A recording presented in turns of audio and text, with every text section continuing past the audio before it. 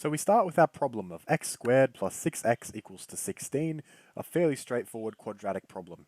Now we're going to go ahead and solve this using the method of completing the squares. So by looking at the values of these terms and what they represent in physical areas, we can get a little bit more of an intuitive understanding about how completing the square actually works in real life. So at the moment, we have our problem represented as x squared plus 6x, so 6 by x, equals 4 by 4, which is 16. So the first step that I'm actually going to go ahead and do is replace this 6 by x. I'm going to replace that with two identical sections represented by x by 3 or 3x. So now what I can do is I can actually remove this section here, and now I can actually attach these rectangles to that square, because now this square has a side length of x, and this rectangular section also has a side length of x. And I can do the exact same with this one over here.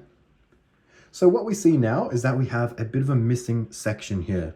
So what is the area of this missing section here?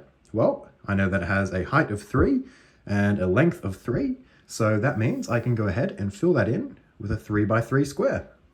And so now we have completed the square, but it is important to quickly note that whatever we do to the left-hand side, we must also do to the right-hand side.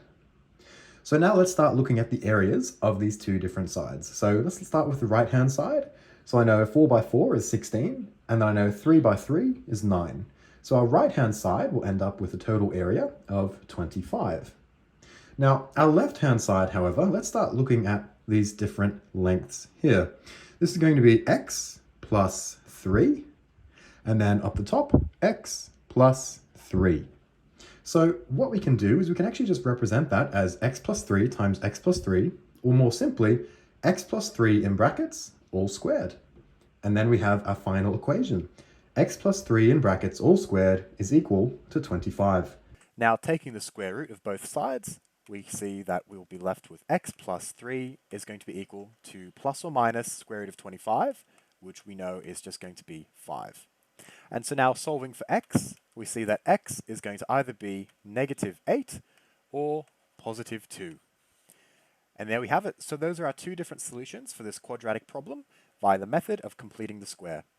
So if you have enjoyed this video, please leave a like. And if you'd like to see more content like this in future, please subscribe and leave a comment letting me know what you would like to see. And I'll see you next time.